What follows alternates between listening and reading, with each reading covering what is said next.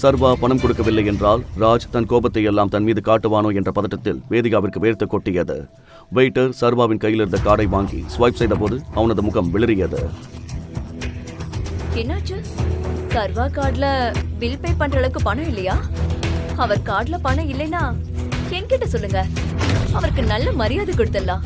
சர்வா பணம் கொடுக்கவில்லை என்றால் ராஜ் தன் கோபத்தை எல்லாம் இன்று அவள் மீது காட்டுவான் என்பதால் வேதிகாவின் முகம் வெளிரி போனது. என்னாச்சுங்க? உங்ககிட்ட பணம் எதுவும் இல்லையா?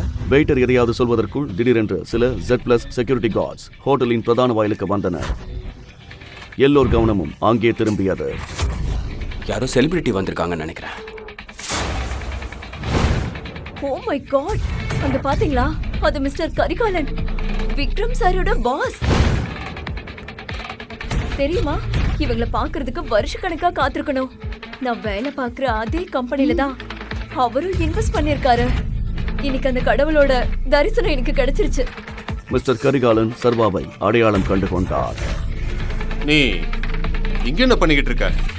மிஸ்டர் கரிகாலன் சர்வாவை பார்த்தார்.